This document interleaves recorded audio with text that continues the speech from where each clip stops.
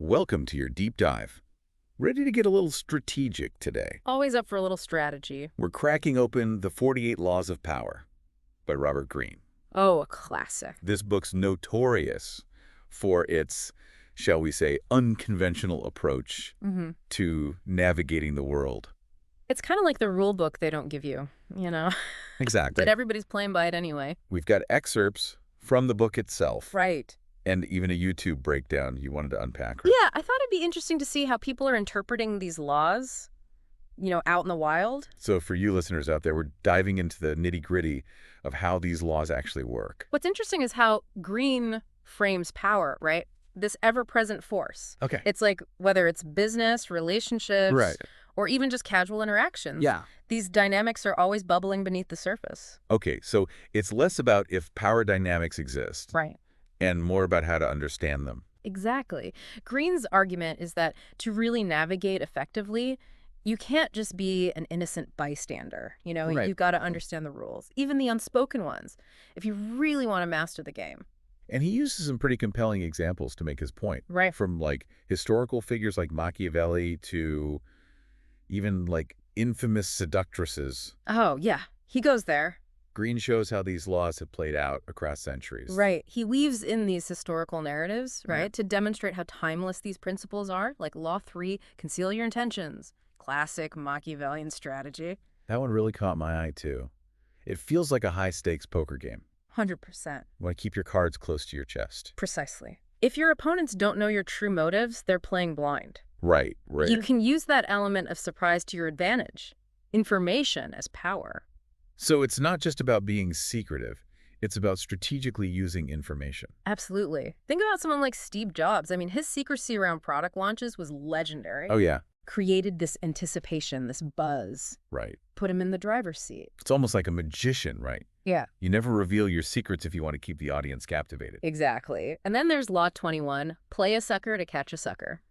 Which, that takes this idea of deception even further. This one feels like it requires a masterful understanding of psychology. You're essentially baiting your opponent. It's a risky gambit. Right. But it can pay off big time. Greene uses the example of a military leader who feigned retreat, just to lure his enemy into a carefully planned ambush. So you use their own confidence against them. That's pretty cunning. And that's what makes these laws so fascinating to dissect, right? Yeah. But with great cunning comes the need for an impeccable reputation. Oh, that's true. Which is where Law 5 comes in. Ah, yes.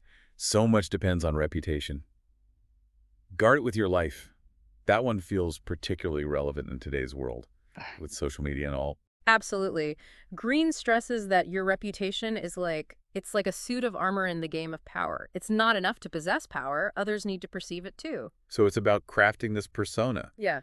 That commands respect and even a little bit of fear. Exactly. A strong reputation can deter your rivals and attract potential allies. Greene highlights how a single rumor or scandal can completely undermine someone in a position of power. Yeah. It's like that old saying, a lie can travel halfway around the world while the truth is putting on its shoes. Damage control is almost impossible these days. You have to be proactive in managing your image. Greene argues that sometimes you need to go on the offensive. Really? Strategically undermine the reputations of your opponents to weaken their position. So it's not just about protecting your reputation. It's about knowing how to wield it, like a weapon. Precisely. And that ties into some of the more, shall we say, aggressive laws, like Law 15, crush your enemy totally. That one's a bit intense. Is Greene saying there's no room for mercy or second chances in the game of power? This law is about the danger of leaving even a sliver of opposition unchecked. Okay. Greene argues that half measures can ultimately backfire. He uses the example of a Renaissance Italian family who was completely wiped out by their rivals. Wow.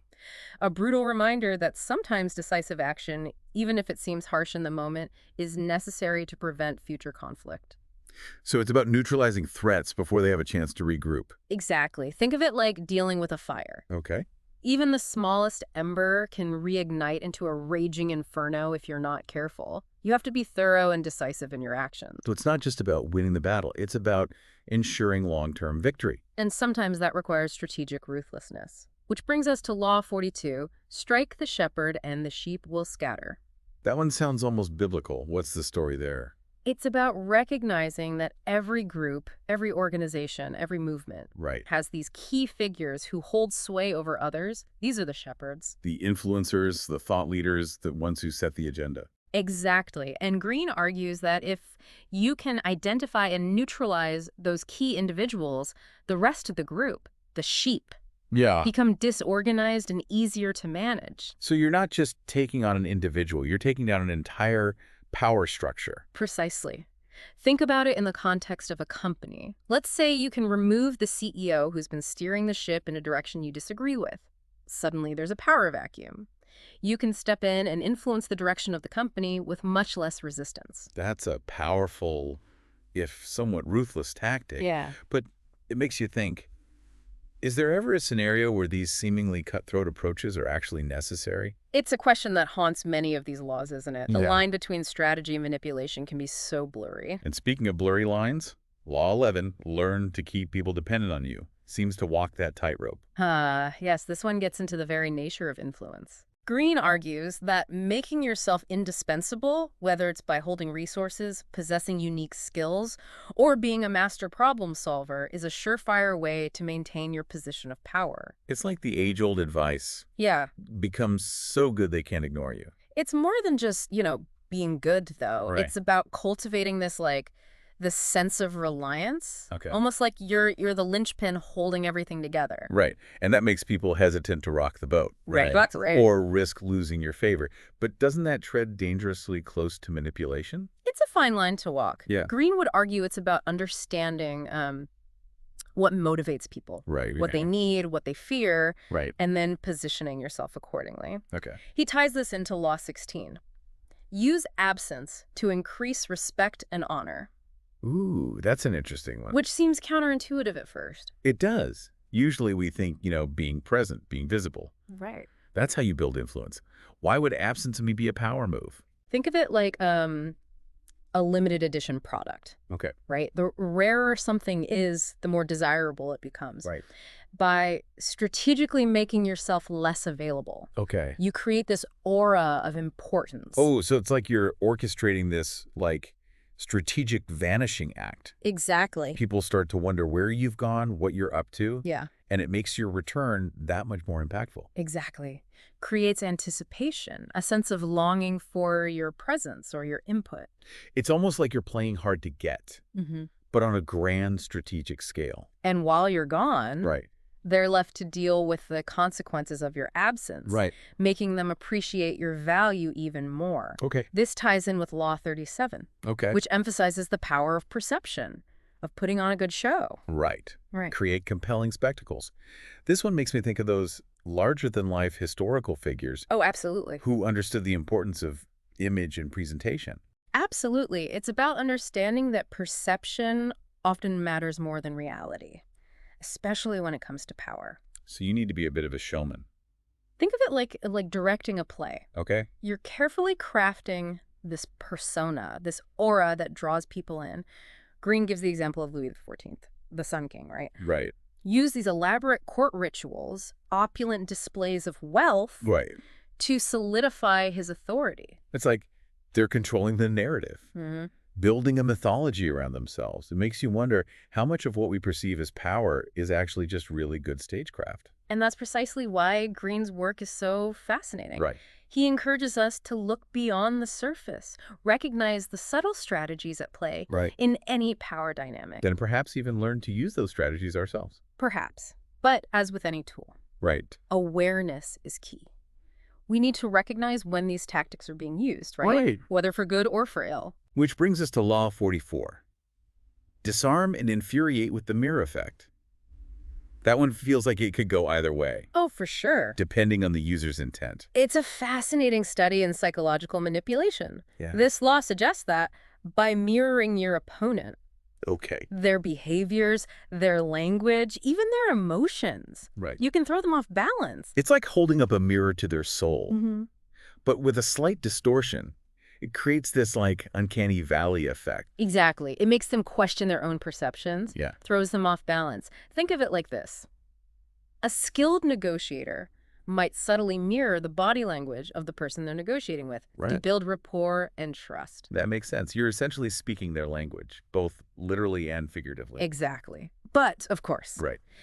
this tactic can also be used for more nefarious purposes. Sure. Imagine someone using the mirror effect to gain the trust of a vulnerable person, Right. only to manipulate them for personal gain. Right. It's a tool that can be used to build up or to tear down. It all comes back to intent. Precisely. Which is why it's so important to be aware of these tactics. Yeah. Even the ones that seem unsavory. It's about understanding the rules of the game, even if you choose not to play. So knowledge is power, even or maybe especially when it comes to the less noble aspects of human behavior. Exactly. By shining a light on these darker corners, we're better equipped to navigate the world, right? With open eyes.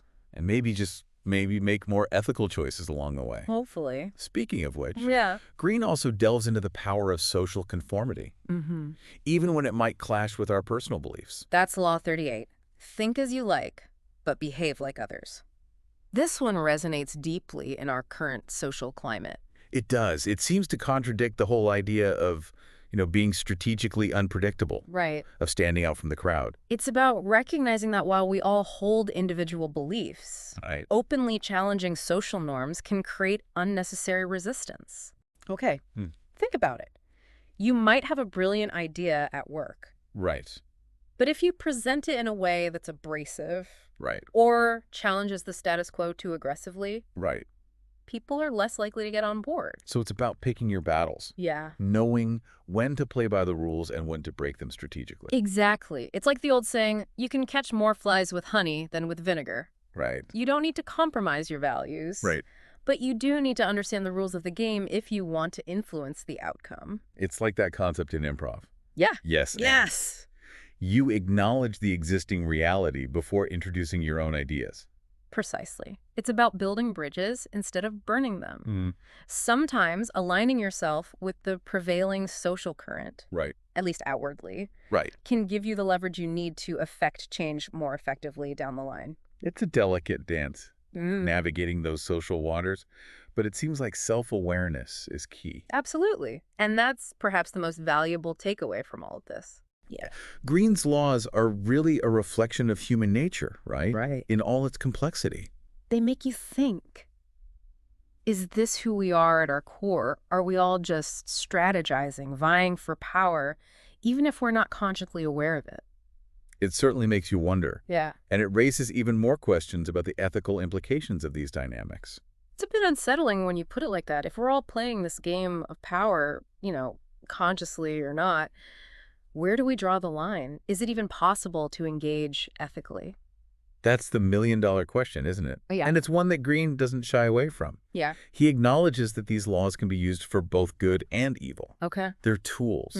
And like any tool, their impact depends entirely on the wielder. Right. So it's not about condemning the tools themselves, but about understanding the potential consequences of using them. Precisely. It's like that old saying, knowledge is power. But power without a moral compass Right. can be a dangerous thing. It seems like self-awareness is crucial here.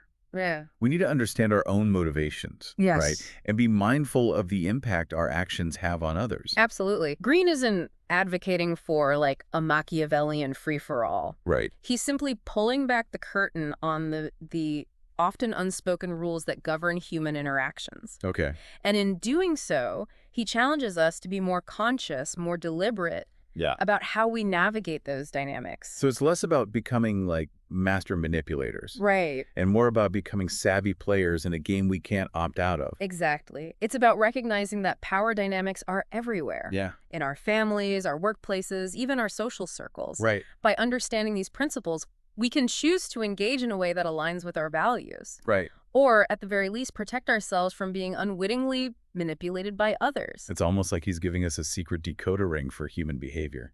And like any good code breaker, we then have a choice to make. Right. Do we use this knowledge for good? Or do we succumb to the allure of power, right? Yeah. And use it for our own selfish purposes?